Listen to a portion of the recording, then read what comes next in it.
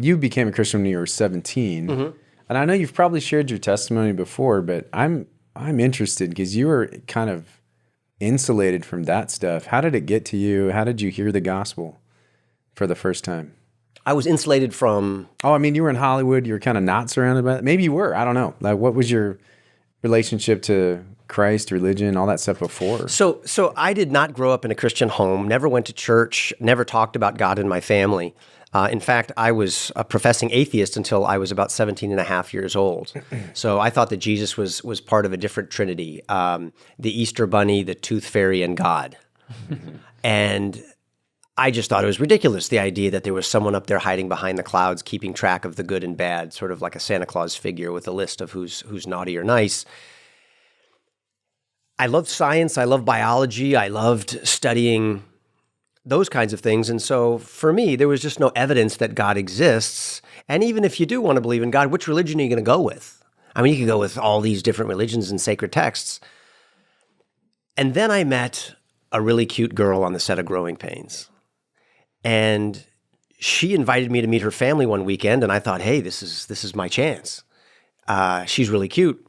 And the meeting place was at church. And this was a church in California called Fullerton EV Free, and Chuck Swindoll was the pastor. For sure. I didn't know who he was. And I went there. I heard a message.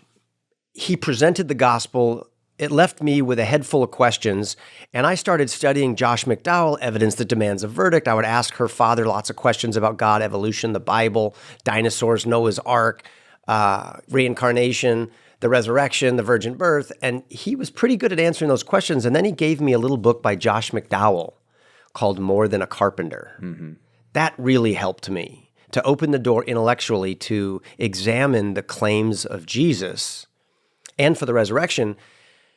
And he said to me, Kirk, if you really want to know if God is there, you need to go to him and talk to him, not ask other people about him. And I thought, well, how can you set up that meeting?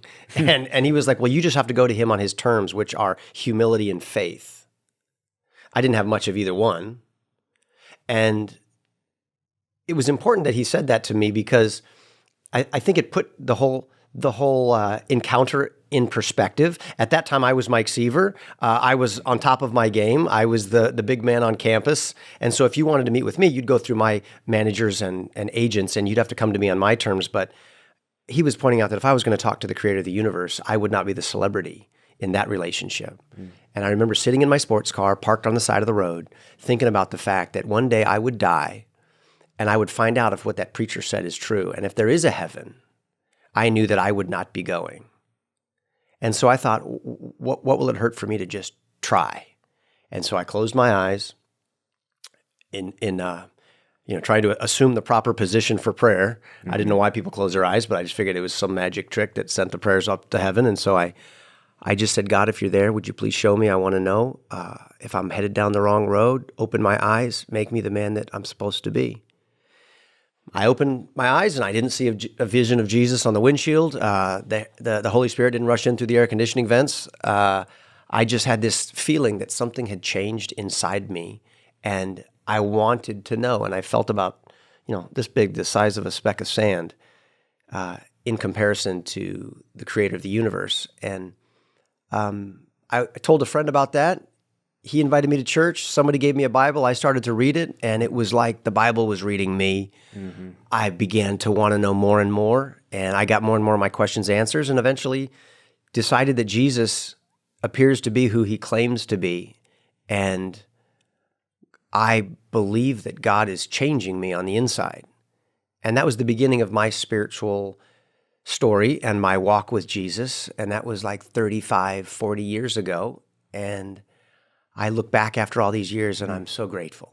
I'm so thankful. I think after all the questions that have been answered and all the different options available to me, I think that my faith in Jesus Christ has been well placed. Welcome to the end card. You're the contestant who just got to watch a great Babylon Bee video. If you enjoyed this video, please be sure to like, subscribe, and comment below. You could win the chance to win a fabulous opportunity to watch another amazing Babylon Bee video.